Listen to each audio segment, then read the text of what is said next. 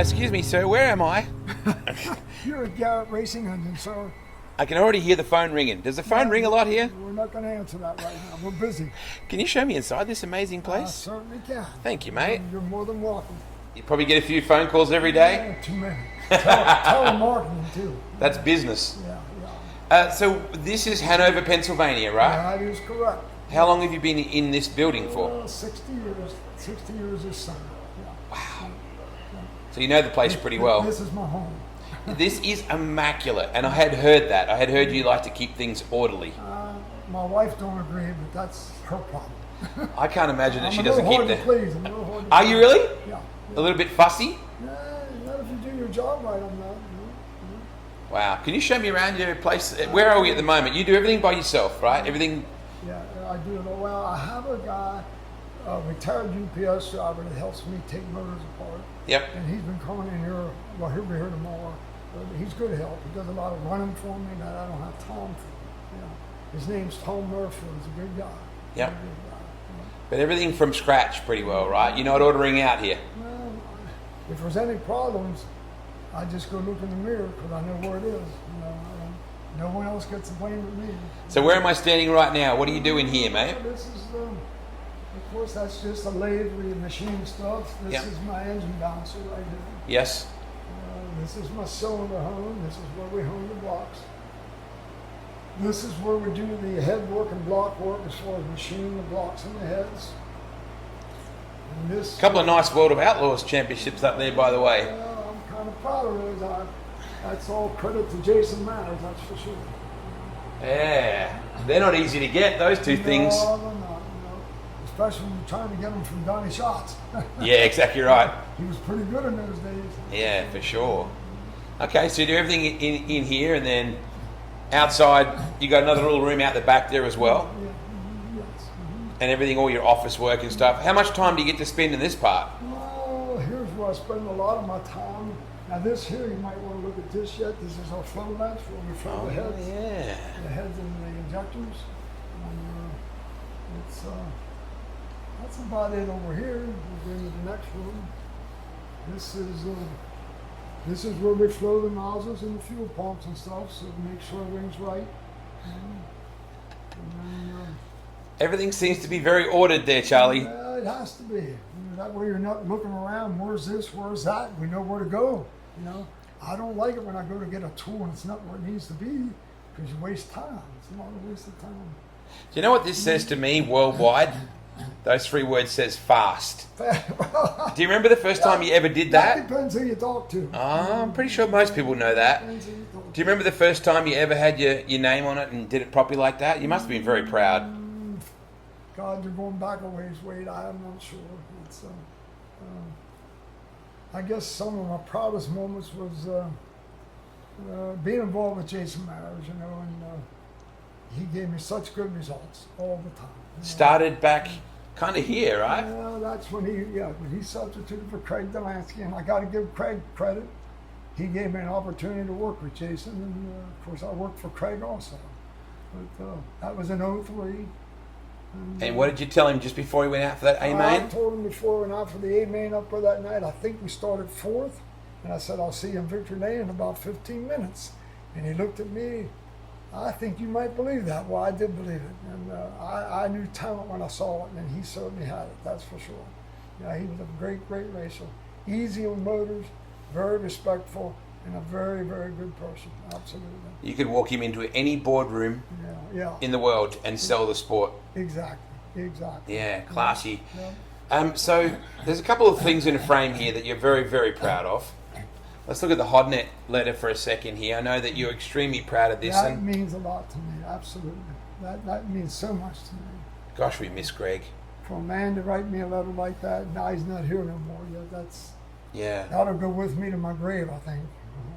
Just a very good guy to work with, he was. Sherry's such a sweetheart. My my I goodness. don't really know her. I Oh, know she's her. such a sweetheart. Well, I'm sure she is, or he wouldn't have been with her. You know? Speaking of sweethearts, And of course, that's my best friend. Like my dog Savannah is just a tremendous friend. No human can live up to her standards. None of us. There was a guy that did my yard here. I'll put this in the story quickly for you. Yeah. Guy mowed my yard here for years, 20 years, right? I'm going for dinner one day, and he asked me if I had a minute. I said, yeah, what's on your mind? Do you know where you're going to go when you die? I said, no, do you? Yeah, I'm going to heaven. I said, that's good. That's good. And I made some statement to him that I never met any human. Well, first I told him I used to go to church. Yeah. And you had to dress up like, you know, if you went with these clothes on, they stare you to death. You know? I said, I didn't know we went in there just to dress up. So I don't go no more. I said, I believe there's a God. But I said, I don't. And I said, I never met humans that could live up to my dog standards. And he said, well, I hate to tell you, but dogs ain't going to be in heaven. So I looked at him. I said, I hate to tell you, I don't want to be there. I want to be where my dog is. I said, there must be an in-between, because she sure ain't going to be in hell. I had dogs for 30 years, and they're not going to be in hell. There might be an in-between. I'll go there. That's good enough for me. So he lost it. You know, he also lost his job after that because I didn't want him anymore. You know, dog is God spelled backwards. Yeah, exactly. Yeah. My dogs never argued with me, never got mad at me. Was there for the roughest of times. They're there no matter. You go home, everything went bad in the shop today. Yeah. I got home, I walked my dog, it all eased up. It just got so much better, you know. They're always happy to see you. Oh, always. Remember that joke we talked about? If you lock your wife or your dog in the trunk, come back in an hour. My wife ain't always happy to see me, not always. How long have you been married to that amazing lady? Oh, well, you know, Wade, I met her when I told you the story about hunting a place to work on my race cars in Hanover, and found this place in the alley for $15. $15 a month. So I'm in there working, I see this nice young woman walking up the driveway there. Well, me being a young guy, you know, you ain't gonna ignore that. So I introduced myself to her. Next thing you know, I'm dating her. We dated for 4 years. We got married in 1966. So we're married 59 years, and add 4 more years to it for putting up with me, so that's 63 years, and that's why she's worn out. Yeah. Here's where I do my valve jobs. Hardly anybody does it this way anymore, but that's okay. I do it with stones, and it's not as easy, but it's just it's in my opinion, more accurate. Okay. You know? If you're willing to take the time to do it right, I think it's more accurate. And, most people use cutters today, and I understand a production shop can't use stones. It would take them too long, you know, and it's not as much fun either. I mean, it's a lot of work. You know? Accuracy is a word that you're very fond of. Well, there's no such thing as being too accurate, that's for sure. I mean, you gotta do a little better all the time. That's exactly right. So, yeah, I know. Where do you make all the noise in this building? Well, that's over in the dyno room. God, that's a sexy motor. This is where we dyno test. Let me get some lights on.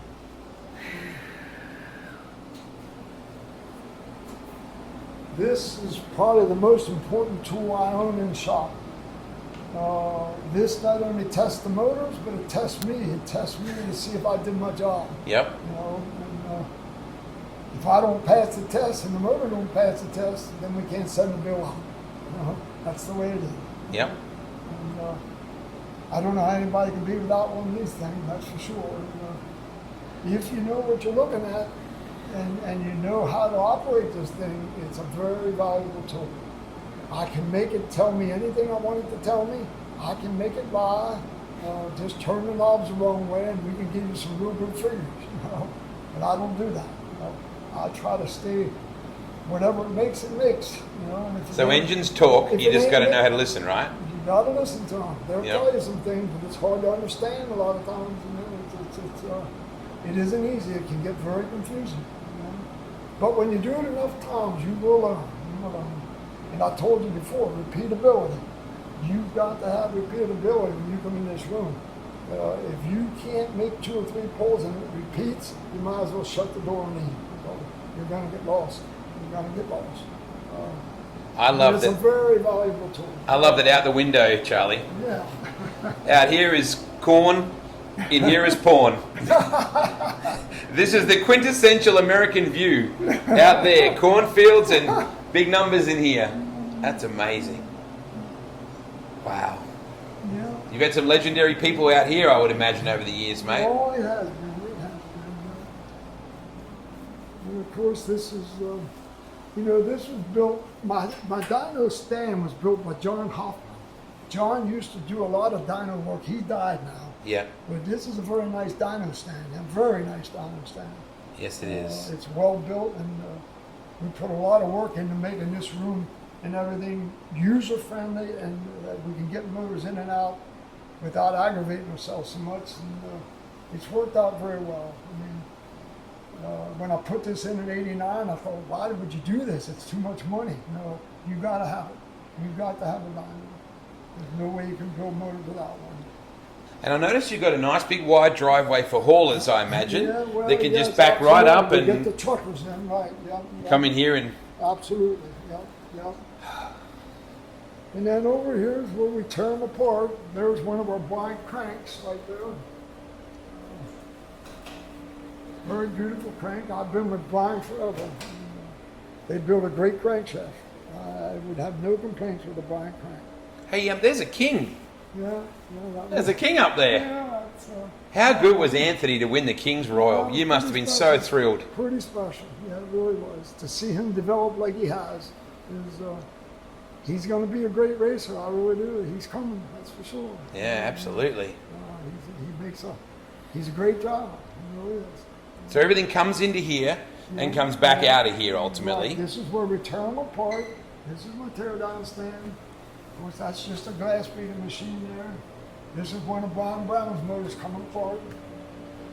And, over there is our Magnafluxer. This is where we mag the cranks and stuff right here. Gosh, mate. This is where we mag the cranks and the rods and everything, every rebuild. That's very important. You love every single aspect of this, don't you? I'm sure you love some of it less than others, right? Well, honing is a lot of work. Honing blocks is not fun, but it's super important. It takes me a good 3.5 hours to hone a block and get it right. And when these guys take care of things, it helps a lot. But these sprinkler guys don't always want to listen to it. They don't understand. They just don't understand. Drag racing people may be a little bit more meticulous. I think so. I do not. That's not an insult either. That's just the way drag racing is. No, exactly. I've always said I do believe. I might be wrong, but I would say if drag racers ever tackled sprint car racing, they'd find better ways to hook these cars up too. I really think they would. Drag racers don't quit. They are hard-working, very technical people. Very technical. They're going to miss the dash every night though, Charlie, because they're always going to be pulling down the car after every heat. Yeah, you're right. This is.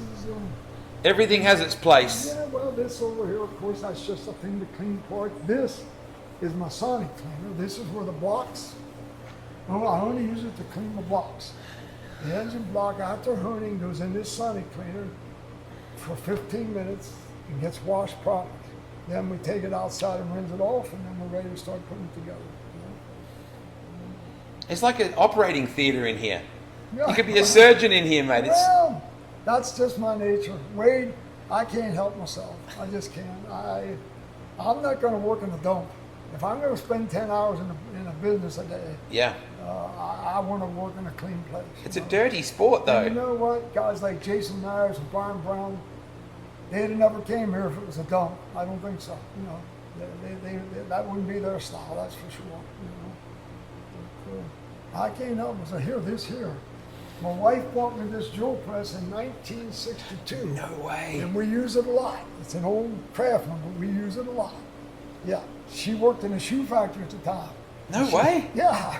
She bought me that, and look how I took care of it. I knew how hard she worked for it, Did you buy her a sewing machine at the same time? Because that'd be worth some money now. I think I bought her a new car. That's a fair trade, Charlie. That's a fair trade. That's a joke. I bought her a dog. That's what I did. Well, that's even more valuable. So, drag racing on dirt. How does that even happen? Well, there was no other place to race at the time. It was either on the street or on the dirt. And of course, I raced in the street too, but not much. But when we had a chance to race my first drag race at Lincoln Speedway, I don't know the exact year, but it would have been, I'm going to say 62, somewhere in that area, early 60s. From turn 4 to turn 1 is where we raced. And people don't believe that, but it's the truth. And Bruce Larson, a lot of people out there have to know who he is. He was a funny car champion. Well, Bruce Larson, he used to race there every Sunday. Way. Oh, yeah, and he was good. He damn near won every Sunday. He was good. They get good crowds? Yeah, pretty good. And then we raced at Williams Grove some, and then after that, for, I don't know, maybe 2-3 years this took place. And then York US 30 opened, and down at the airport in Thomasville, and that was the end of the dirt track racing, but it was fun. It was fun. I told you before, people asked me how you hook up in the dirt, and I said it was a Ford. You didn't make no power. You didn't have to bring that back up. I know you don't like that. I know you did that for a reason. Once I got a Chevy, you couldn't hook it up. That's not. See, I'm going to edit that bit out. It's not going to make it. Yeah, you take that out. So you started. I'm not going to take that out. No. You started with a comp eliminator. Yes. Okay. What was that? What car? We ran C-ordered quite a bit, D-ordered quite a bit with a Corvette. We had set the record in D-ordered. We also set the record in C-ordered with the Opel GT. And then about the end of 79 or 80, 81 or 82, I decided to go to Pro Stock. And that was tough. I mean, Pro Stock is a very, very competitive sport. Yeah. Or very competitive division. Very scientific. But yes, and we did all right. But then when I went to IHRA, which is Mountain Motors, they could use 800 inches. Well, we did pretty good over there. I mean, we won our share of match races and stuff, and we did win the Darlington Winter Nationals in '94 and beat some darn good cars. I beat Ricky Smith round 2, and he was a world champion. So they knew we were there. You know, we didn't have a computer and stuff. There was the Opel I told you was so good. We set a lot of track records. I think it's got the front wheels off the ground. Oh, it was just about the way it carried it all the time. Yep. We did set the record with that car I told you about back in 1967, I believe it is. Here I set the record in IHRA in the 8th mile at Huntsville, Alabama. This is when I won the 1994 Darlington South Carolina Nationals. And this guy's dead. A lot of these guys are gone now. This guy worked for Crane's gone. The truck driver's gone. There was about 2 or 3 of them guys. Here was the ISC Racers tape. He helped me a lot in my racing.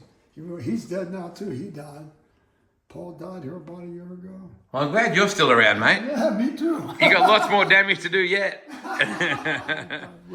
But when you brought that trophy home to Mum and Dad, proudly put it on the kitchen table, they weren't thrilled, were they? No. I won my first trophy at Lincoln and was so proud of it. And they didn't like it. They come down the next day and C90 said, "You're not going to race." I said, "I'm racing."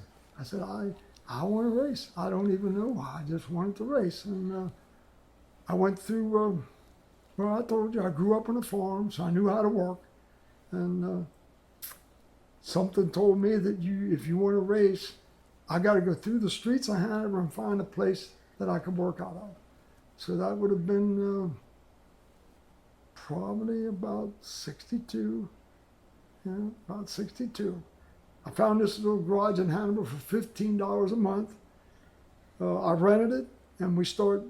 That didn't where I built motors now. This is where I wanted to have my race car. Yeah. You know?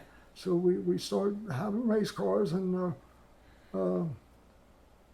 this young girl was walking down the alley one morning. Uh-oh. I looked at her, and I thought, boy, that's pretty nice looking. I introduced myself to her, and next thing you know, we're dating each other. I'm starting to lose my thinking about race cars here. I got to watch myself. But anyhow, no, I didn't. I still put racing first. But anyhow, I dated her for 4 years. We got married in 1966. And the rest is history. We're married 59 years. And, wow. Pretty long time. We've had our difficulties like everybody does. But she put up with me pretty long. I mean, and never complained about my racing. She helped me build this place in '65. We didn't have no money. We dug the footer. The actual footer for this building was built, we did with a shovel. We didn't have a backhoe. We did it with a shovel, and that's true. We put the whole building up pretty darn cheap, but we added on. Now this part here was added on later on. But Mom and Dad didn't have money, and that's okay. If they had money, I'd probably been spoiled and wouldn't take care of what I had. I take care of what I had because I know how hard my wife and I worked for it, you know.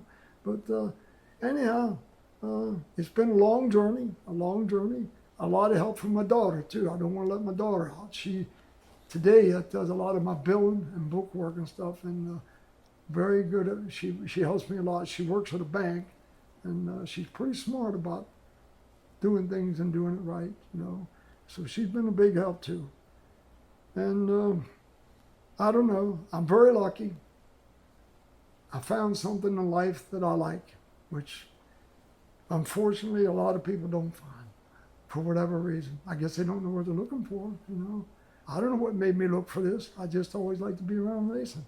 Even though it wasn't in our family, it just was not. But that's okay too, you know. But I have no regrets. I worked at the Hanover wire cloth right out of high school till I got this place built.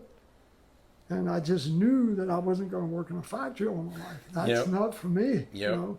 And my boss's name was Garrett, the same as mine. His last name was Garrett. No way. Luther Garrett. Luther, that's a cool name. And I went in, it was in the middle of the summer. I had already built this place with the assumption of starting a business. And it was in August. They didn't have air conditioning. It was so miserably hot in there. And I went in, I put my work clothes on, and I thought, you know, this is a day you got to make your decision. You need to quit. I went back and changed clothes, went back out and handed Luther my tools, and I said, Luther, I'm going to leave. What do you mean you're going to leave? We don't want to lose you. You're a good worker. I said, I just decided that I don't want to work in a factory all my life, and I'm going to make a change. So I went home, and my wife come home from work, and she said, why are you home? I said, I quit. I said, I quit. She said, how are we going to live? I said, we'll live. I said, I'm going to try to start my own business. And that was 1965.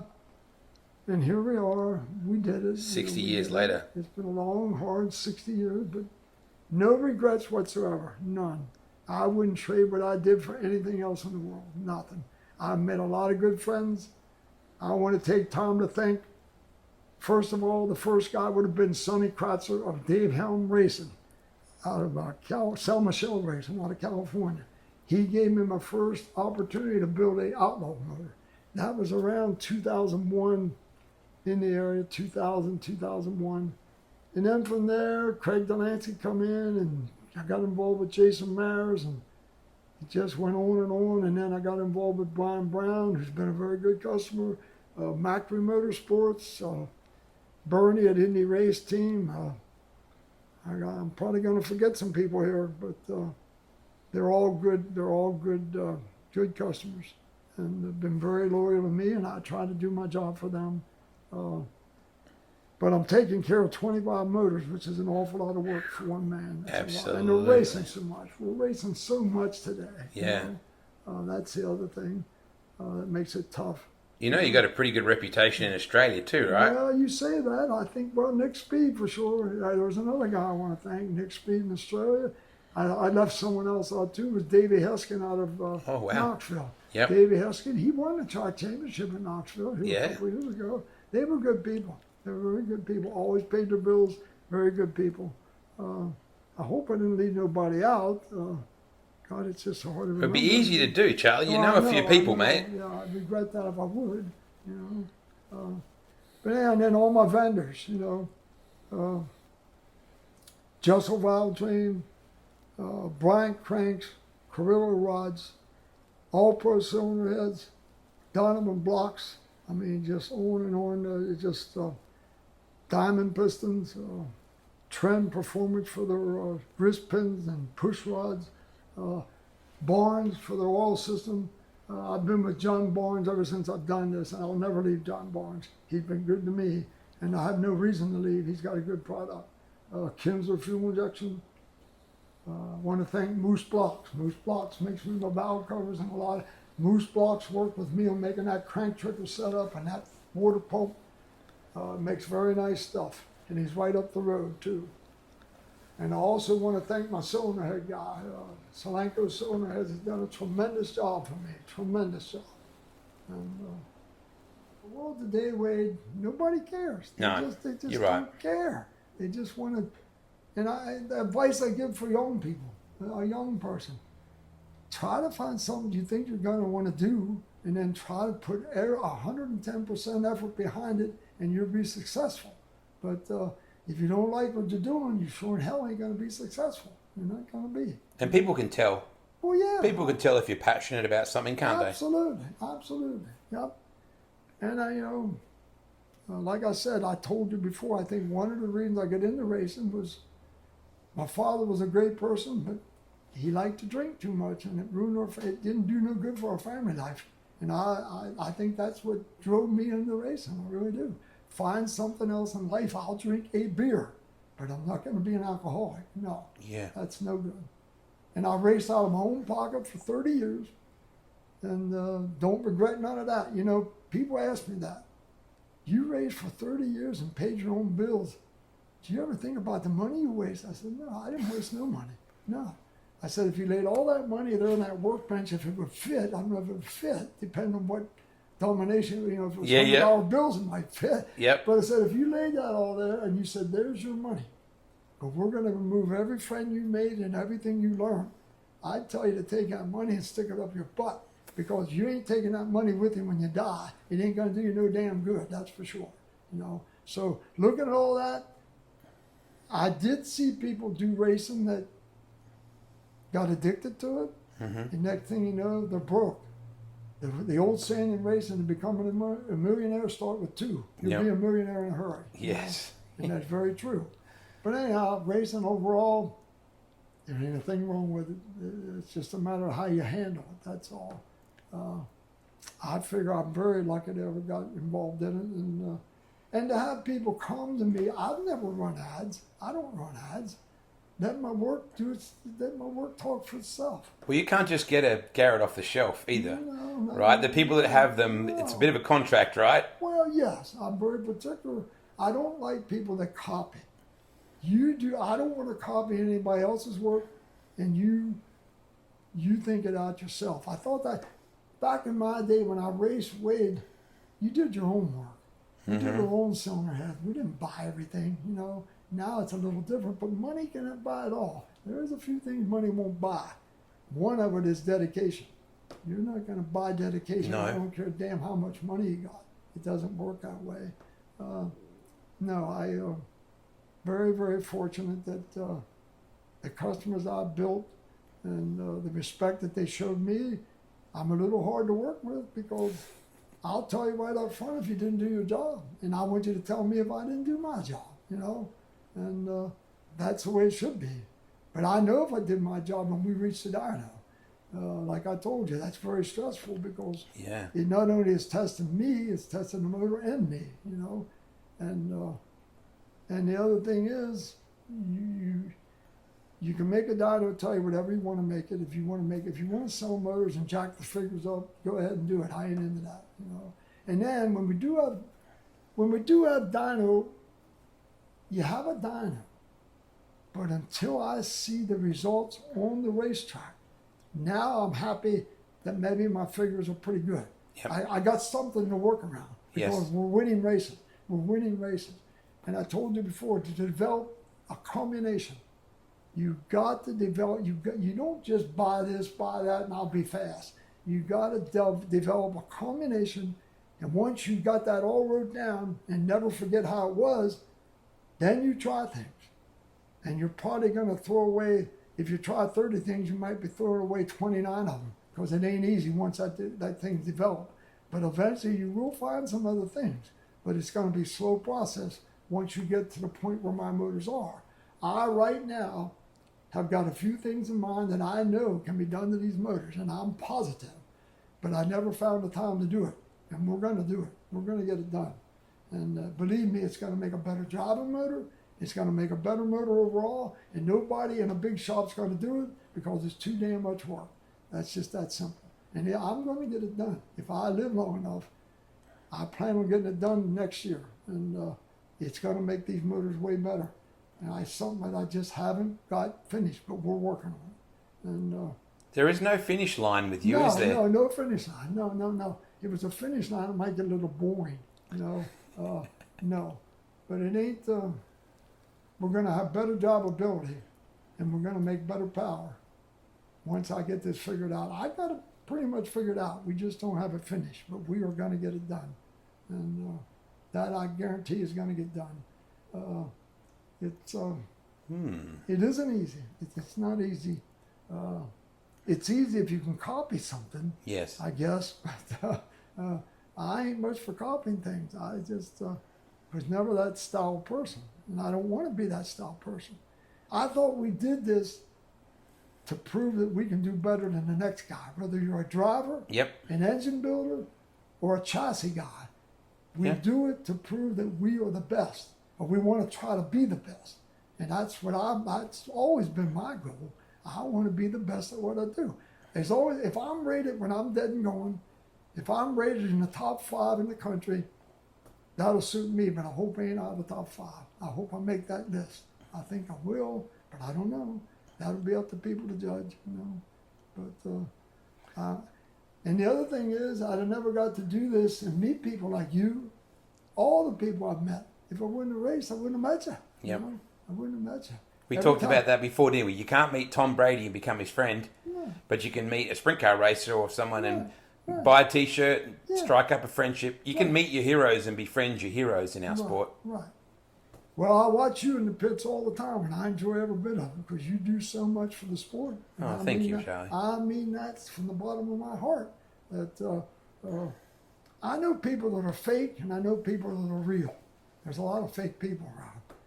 That's why my dog meant so much to me. Never fake, never fake.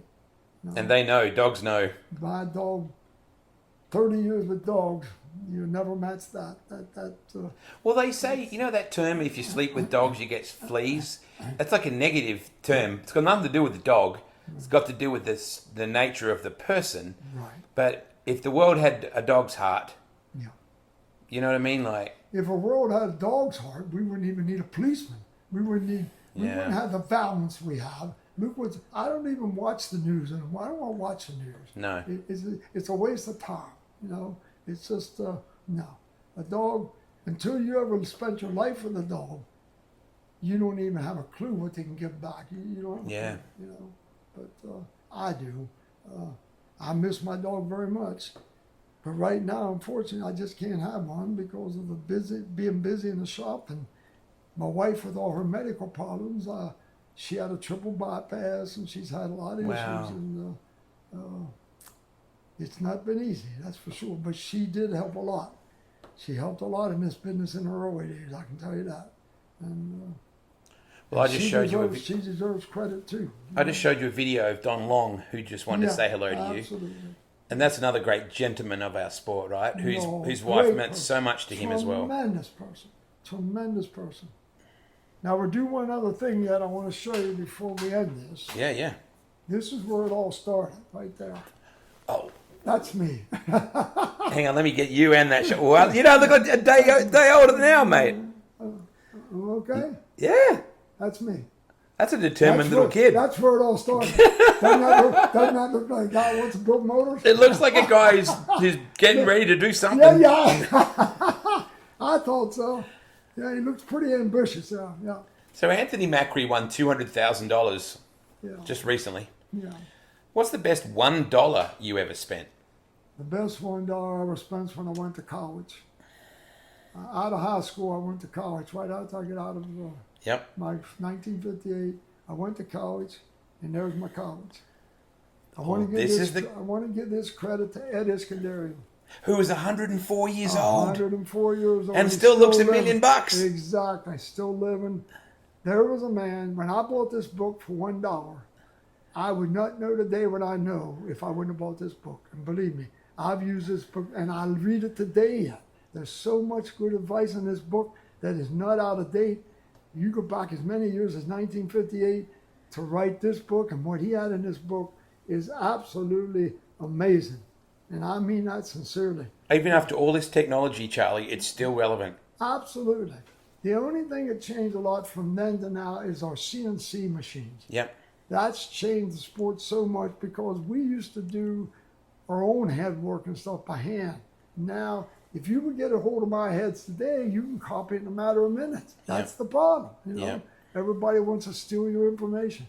But this book, I hope Ed Iskandarian gets to see this because I meant this since, you know, when my car raced, this was one of my cars right here. This was a car I raced and been restored. Oh, wow. It's up in Littlestown, Pennsylvania, right here close to here. That's Ed Iskandarian's roaster right there. Oh, wow. That's out at the Pomona, the NHRA Museum. Wow. They invited all the cars in the museum that was featured in Hot Rod magazine to be out there. And that car went over so big, Ed Iskandarian looked at that and he said, that is a beautiful car. I just wish it said Iski instead of Crane.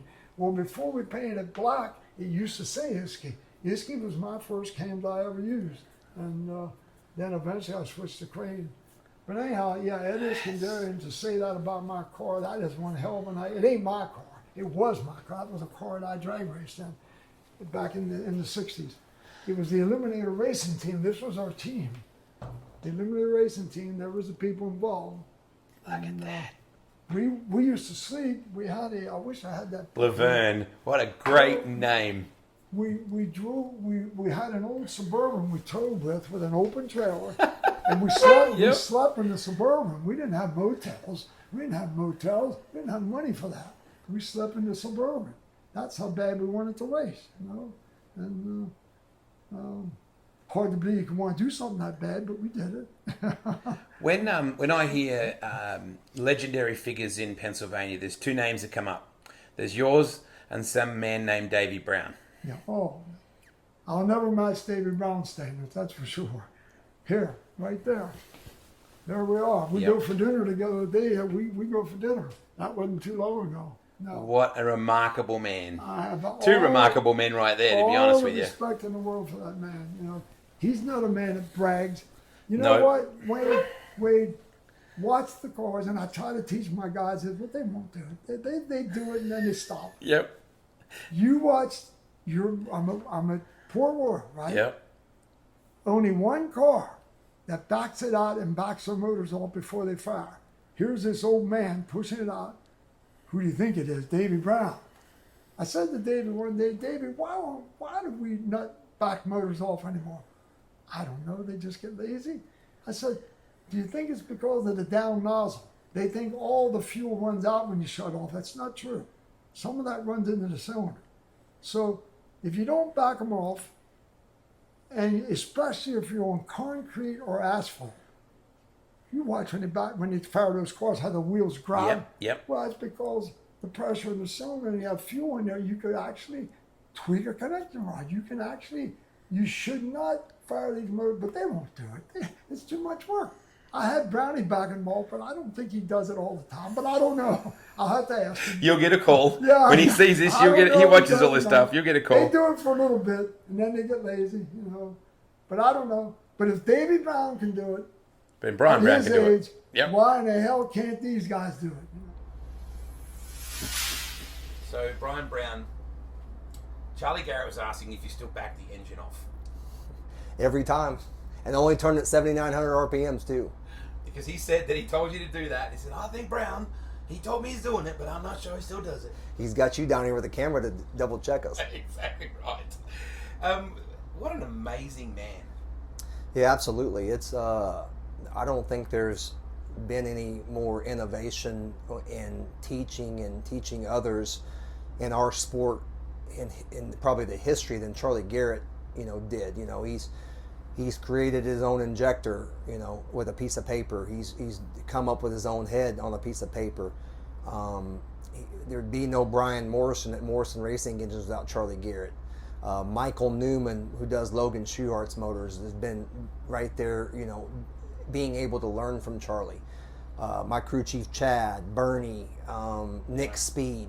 There's so many things that he's taught us along the way that he's just a very influential person, and he's like a grandpa, honestly, type figure. Is like, when he raises his voice, you take the butt chewing and respect him like it's your grandpa. And like Grandpa George. Absolutely. I always say, if him and my grandpa George were in the same town, they would be absolutely best friends, because the similarities are 100% alike. They get up in the morning every single day for one reason. That's to work on race cars, or be around racing, or make your car or your engine faster.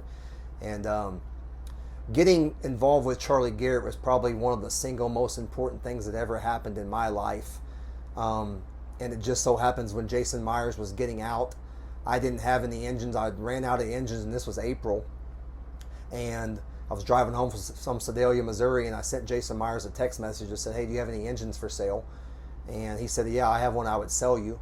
So I then said, "Okay, I'll take it, but I want to call and talk to Charlie Garrett first, because you hear stories about he's only going to take his people that he wants." And I called him up, and we just instantly hit it off, and we brought it to Knoxville, put it in our car, brought it to Knoxville, and we're 2/10 faster than the Outlaws qualifying, won the heat, leading the feature, and got into a wreck. So that was Saturday night. On Monday morning, I was calling Don Long, begging Don Long to let me borrow the money to buy 2 more. So I went from 0 Charlie Garrett engines to 3 of them in about a week and a half, and now we have more than 3 at this point. But just being with him, his attention to detail and the way he does things, and just he's a custom shop, and he's a one-man band. He puts it together, he takes it apart, and like he said, there's no $10 an hour guy back there taking it apart. He can learn more about the engines taking them apart than he can on anything else. So it's we would not be where we are in racing at Brian Brown Racing without Charlie Garrett, and I don't think "thank you" and "we appreciate you" gets used enough, or those words get used, but the value of those words sometimes get watered down, and we truly appreciate Charlie, and I hope he sees this and sees how appreciative we are. And like I said, they call it horsepower for a reason, and we're lucky to have a Charlie Garrett horse under that hood. I am hard to please. I really am. If you park off to the side, all the incredible things as a motor builder, you're an extremely energetic and passionate man, and you put a lot of that down to walking your dog. Oh, absolutely. Absolutely. My dogs, altogether, I probably walked 15,000 miles minimum in 30 years. That would be minimum. And that's helped me stay healthy. It's helped my mind stay healthy. It helped my dog stay healthy.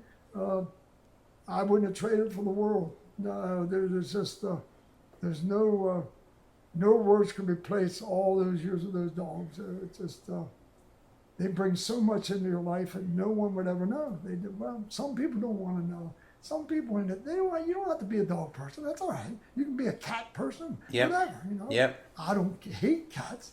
I just love dogs. They're different to dogs. Yeah, they're different. They kind of take care of themselves. Yeah, they do. They're not as much work as a dog. But who in the hell's scared of work? If you're scared of work, you ought to sit down and just go to sleep, I guess. I don't know. We can rest when we're dead. Then we got plenty of time to rest. Right now, at my age, I got to make every minute count, because there's not a lot left. I mean, holy hell, I'm down to my last 20 years or so. Also, I like that. Well, Ed's 104. Well, right. If Ed made 104, You got another 16 years that you're going to get to catch him. Well, I still got to. Well, I'll never catch him. No. He's going to stay ahead of me. But bottom line is, 104. That's pretty impressive. You still love life so much, Charlie. I do. Well, if you don't, why would you not? Find your own. It's up to you to find happiness. No one else. It's out there, just got to find it, Whether it's a dog, whether it's building motors, whether, like I said, I always would have liked to have been a baseball player, but it wasn't there. I knew I couldn't be a baseball player. I love baseball, and I played in high school. I loved my baseball, but I wasn't going to make it in the big leagues, that's for sure. And now you play guitar. I wanted to play a guitar. I bought a guitar, but I ain't going to make it to Nashville. Oh, you could? No, the talent, it's not there. That's like trying to be a sprint car driver if it's not there. But Charlie... I drove a drag car. I could never drive a sprint car. I didn't tell you this story. I'll tell you this story. Okay. I rode in a 2-seater, right? Yeah. They talked me into riding the 2-seater at Williams Grove. Who drove it? I picked my driver. I said, I ain't getting in that damn thing if I can't pick my driver. Jeff ran the Dale Blaney driving school, right? Yeah. And I did a motor or two. I did 2 motors for Jeff, 360. Jeff McCall. Yes. Yep. So he insisted I ride in that damn 2-seater. And I said, no, I ain't riding in that damn thing. Finally, he told me. Which is a bit hypocritical, Charlie. When you're building these things that make those things go fast, for you to say I'm not going in one, that's not really the right thing. You should research and development. You should be in that thing going, I get it now. you know. Yeah. But you're like, no, I'm not going in it. Oh, I see what you're saying. Yeah, you should have been like, yes, Oh, okay. I should understand the power curve better now. You're right. But anyhow, if I pick my driver, I guess I'll do it. It was in September, I think. Yep. When the Outlaws come in the fall. Yeah. And, well, I picked Tim Schaefer. Oh. I said Tim Schaefer. Yes. So we went out there, Wade. Now, y'all remember, I raced for 30 years. I ran cars that ran 200 miles an hour. Yep. A quarter mile in less than 7, so like 6.8 seconds. But anyhow, that deal was a whole different deal. Believe me. I tell you what, when we entered the first turn, I thought, man, we're not going to make it. We're going to go out over the fence. Where was this at? Williams Grove. Oh, a pretty big track. wow. Yeah, pretty big track. Yeah. I don't know exactly. I might be wrong. But I about half believe we might have ran in the high 19 seconds. I don't quote me on that. I'm not positive. But the air was good, and it felt damn fast to me. They were only like a 360 motor in them, I guess. But anyhow, I remember one time he was up along the wall, then one time he ran down low, you know. When I get out of that car, I'm telling you, I think I was probably shaking. And he said to me, he said, what do you think? I said, I think we need more motor. I was so damn scared, I was glad it was over. There ain't nobody that sits in the grandstands and ever criticize a driver better sit their ass in one of those things and they'll find out a whole different deal. The vibration, the noise, the speed, you wouldn't have a clue to stand and watch him what's going on out there. Absolutely not. I love who you picked to drive it. Well, yeah. The Steel City Outlaw is one of my absolute favorites. You know what? Tim was a hell of a racer. Yeah. And today yet, you give him a good crew chief, he can win races. Yep. Even though he's old. When he had Cody Jacobs, Yep. who's now David Gravel's crew chief, Yeah. we were fast. We beat the Outlaws with Tim Schaefer at Eldora. We beat the Outlaws of Williams Grove with Tim Schaefer driving. We set quick times with Tim Schaefer driving. If Tim, this isn't saying a bad thing about him, if he'd have just left alcohol a little bit better, he could have been a hell of a race car driver. But he was anyhow. He was a good race car driver. Absolutely. And he really was. What's special about Pennsylvania, Charlie? I've never experienced anywhere in the world like Pennsylvania. There's just a raw honesty about the Well, place. it's a lot of farmland. And unfortunately, a lot of it's being ate up now. That's a little sad. Yep. A lot of Amish people. This is all around my shop. All Amish. These are all Amish people. Yep. You can come out and when I come to work in the morning at 6:30, 6:45, they're already up an hour. So they work from sun up to sundown. Their children are taught to work. It's farmland. But Hanover's never had a lot of violence. It never has. I don't know. Pretty peaceful town. It really was. Very little things go in Hanover that is very bad. I mean, I ain't saying there isn't some, but it's a good area. It's just always been. I think the major thing is a lot of farmland. A lot of farmers. But it is changing. I mean, Hanover's growing at a rapid pace. They're putting houses up everywhere. It's unbelievable. When I built this place, there was nothing out here. I'm going down the road one day. And again, here's another weird thing. Something told me, why don't you stop down here and ask this farmer if he'd sell you a piece of land? And I did. His name was Nace, Melvin Nace. Oh. I said, would you ever consider selling me a piece of land? He said, for what? I said, I'd like to build a shop. And he said, I might. Let me think about it. And I went back a month later or so, and he said, yeah, I think I'll sell you a piece of land. There was nothing here. There was just nothing. I don't even know what I paid for it, but it wasn't much. I mean, not 60 years ago, But that was another weird thing. Whatever made me do that, I don't know. I just didn't have a place to start a business, and I just kind of liked this area. And it ends up, I picked a good spot because this is prime location here. Very good location to get trucks in. It couldn't be a much better location, really. Plus, I'm grandfathered in. I mean, they can never shut me down for having a dyno or nothing like that. Today, if you want to put a dyno in around here, you're going to play hell find a place to do it. They're not going to allow it, It's just things have changed, And I respect the neighbors. We never dyno on a Sunday. We don't dyno late at night. We hardly ever dyno Saturday. It's usually a weekday. And never had a complaint from a neighbor. Never. I think dynoing on a Sunday at your place makes sense because I would say Jesus Christ when I heard that thing. Well, yeah, but we don't know if the neighbors. I wish that your mum and dad got to see your worldwide footprint, mate. I really wish they would have at least seen that racing wasn't as bad as he thought it was. Well, maybe they do know it. Maybe we don't know that. You know what I'm saying? I mean, I don't know if they know it, but yeah, that would be. They just thought racing was not a good thing. You're not going to race, and I was a little stubborn there. I didn't see no reason why there was a bad thing. I just didn't see it. It is a bad thing, like I told you earlier. You spend all your money and think you're going to do it just by spending money. You'll be a millionaire. You'll get down real quick from 2 million to 1 million, or whatever you start with. No, you can't let racing do that to you. It's not the right thing. Money will not build a good race team. When Jason Myers had his team, they can say what they want about Chris Luck. I would like this on my interview. You can say what you want about him. There's been a lot of bad things said about him. I don't. Chris and I are good friends today. And I can tell you one thing I'll tell you about Chris Luck. He knows how to put a race team together. He knows that the truck driver is just as important as the engine builder. He knows that the chassis guy is just as important. Everybody's important. There's no one guy more important to Chris Luck on a race team than the other. You all got a job to do. And do it right, and you'll have a job. And you know when Jason got real good is when he went out on the road. When they fired DJ Lindsay, and I like DJ Lindsay. DJ Lindsay was a great driver, or a great crew chief rather. But he did criticize Jason at times for not driving hard enough.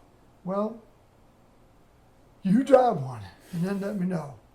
When we didn't win the championship in 2009, we missed it by 18 points maybe. He wrecked against Kerry Matson one night, and Jason told me, I'll never do that again. I should have ran second, we'd have won the championship. We know when you race like that, you're going to wreck, and you don't win championship by dropping out. You win them by consistency and doing your job. You've got to finish races to win championships. And Jason learned that in a hurry. And by God, the next year we did win. 2 years in a row after that, we won. If that team would have continued on, they were going to go with a 2-car team with Stevie Smith as another car, we'd have won more championships. There's no doubt in my mind. There's no doubt. Stevie Smith and Jason Myers had a lot of the same driving style. They were both very talented. Bernie, when I say Charlie Garrett, what do you think? I think it's probably one of the best things that happened to me in my career of owning a sprint car is when Nick Speed got me hooked up with getting a Charlie motor. And the first time I got it, I tried getting it, and Charlie told me I wasn't allowed to have it because I was a rider guy. So then it was probably another year, and I ended up with the motor. And I remember that I got the motor shipped in, and me and Gio were going to run it here at Knoxville. And it was a Sunday morning for the Cappy, and I called Speed and I said, hey, what do I do for fuel? He said, well, this is the fun part. Now you get to call Charlie. And I remember my first conversation, I called Charlie at home and I said, hey, I need a fuel setting for this car. I have Gio driving for me. And the first things he said was, well, he's just a fucking teenager and he's going to spin the tires off of that, so your fuel needs to be different. And so it just went from there, and we were fast right out of the box. And so Charlie became a fan of Gio and became a fan of mine, and it's just been a great relationship. Like I always tell Charlie, when he retires, I'm retiring. And so I'm hoping he doesn't retire anytime soon, but if he does, then I'm probably gonna pull the plug myself. But he's just a great person and extremely dedicated to building motors and building a good piece. Just a great person. There we were. We won the Outlaw Championship down at the banquet.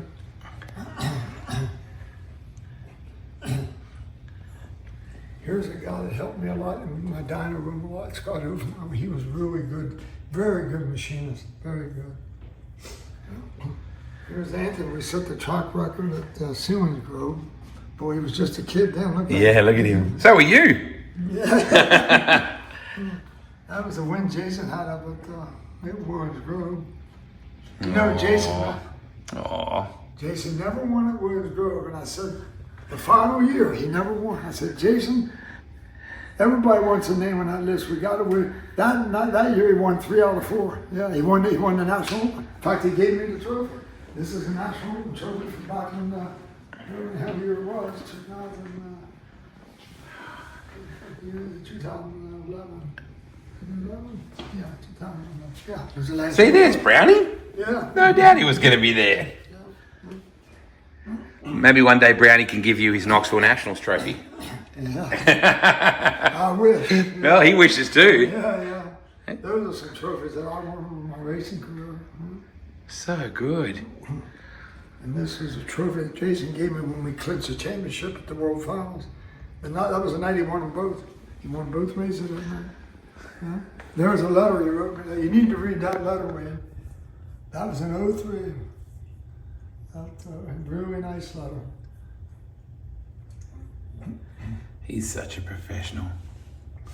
Such a professional. Goodness me. Holy cow. That took a lot of work, Wayne. I did Wow. it all myself. Of course you did. No one would have been allowed to help, Charlie. Come on, mate. That's it. Look at that. I love them old Lionel trains. You know why I think you like trains? Because trains are precise. Yeah. And they've got timing. This motor, this thing here, Ray, is back in the 50s and has dual motors in it. And when you pick that son of a bitch up, it's made out of something. It ain't made out of junk, you know. Yeah. But you know what's sad? The younger generation, They don't know what a train is. No, well, they didn't grow up around it. No. That train there was back in the 40s, you know. Yeah, that's an old engine now. Yeah. Top. So where you got force at the top. I can't even make out his thing. That's Eric Medlin. He was Rookie of the Year. Yep. And he's dead now. He got killed. And this was Gary Denton. They all three drove for John at that time. It's probably about 10 years ago. I don't know when he died. I can't believe how heavy them damn things are. Yeah. Of course, the amount of power they make, it's understandable. Absolutely. If you park your motor building stuff off to one side, Charlie Garrett the person, how would you like to be remembered? I would like to be remembered as a person that cared about what he did. That cared about what he did and wasn't just all about money, and accepted nothing in life but true commitment. Commitment to what you want to do. If you want to race, show me that you want to race. If you want to help me tear a motor apart, show me that you want to. Show me that you really want to do this. No, it's easy to say I want to do it. That's so easy to say. I could easily say, oh, I want to do. Like I told you, I wanted to be a baseball player. Yeah. It wasn't there. It wasn't there. There's no use to fight it. It's not there. Some things are God-given talent too. Don't forget that. You know, there's some things that God gives us. We all got some of it. We all got some of it. Some of us might not pursue it hard enough. You know what I'm saying? Like, did it come easy for me to learn what I did? No. Am I think I know everything? No. If I know everything, I'm going to get stupid real quick. The other day in the dyno, Wade, I learned something. Yep. It made me so happy. I try a million things that I don't learn nothing. All of a sudden, I tried this thing and it worked. I learned something. That's why you get better, you know? It don't matter if you did it for 70 years, 80. David Brown's the same way. David Brown and I think a lot about that. I like we want to learn. We want to show us some results. You know, like I said, you can say I built a good motor, whatever, but did it ever show in the racetrack? That's my question. You know, if it did, then I guess I'm on the right track. You know what I'm saying? But without the car and driver, it don't matter. It just don't matter. You got to have it all three. Then you're going to be successful. But as far as what I would be remembered by, being honest, never trying to cheat anybody, and giving you or anybody else that I work for what they paid for. If I'm remembered for that, that'll be fine with me. You know? I love that there was this 17-year-old kid that put a trophy on his mum and dad's kitchen table after drag racing at Lincoln Speedway in the dirt. Now builds some of the best sprint car motors in the world 70 years later. Well, I thank you for that, and I thank you for the opportunity to do this. I really do. It's just, you can make, I never was much into being, I don't know, praised for what I do or whatever. I like to let my work speak for itself. It's nice to know that people think I did my job. That's certainly, If everybody didn't feel I did a good job, I doubt that I'd be doing this today anymore. Why would I be? You know what I'm saying? I like to feel I helped you, whether it's you or any. I guess that's the words I should have used. If I feel I helped you, that's very satisfying. Very that helps all the hard times. There's a lot of hard times, you know.